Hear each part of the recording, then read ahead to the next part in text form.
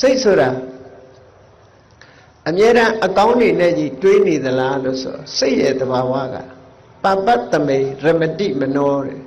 မကောင်းတဲ့ဘက်မှာအလွန်ပျော်မွေ့ဘာဖြစ်လို့ပျော်မွေ့တုံးဆိုစိတ်ကခေါင်ရိုးကျိုးနေတာနော်ကာမဂုဏ်အာယုန်ဒီပေါ်မှာဆိုရင်လွယ်လင့်တကူဖြစ်တယ်ဆိုပါစို့ပွဲကြည့်သွားဖို့နဲ့တရားနာဖို့ဆိုရင်ပွဲကြည့်သွားဖို့ကအလေးပါတယ်ဒါအများစုကိုပြောတာနော်အများစုကိုပြောစိတ်ဟာတခြင်းနာထောင်ဖို့နဲ့တရားနာဖို့ဆိုလို့ရှိရင်တခြင်းနာထောင်ဖို့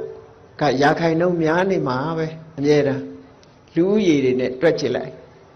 ဘာဖြစ်လို့လဲဆိုစိတ်ဟာအပျော်ပါးဘက်ကိုအမြဲတမ်းကိုင်းညွတ်နေတယ်ဒါကိုဆိုလိုတာမြတ်စွာဘုရားကပပတ်တမေရမတိမနောစိတ်ဆိုတာမကောင်းတဲ့ဘက်မှာပျော်မွေ့နေတယ်ပျော်မွေ့တယ်ဆိုတဲ့ကစိတ်ဟာလောဘနဲ့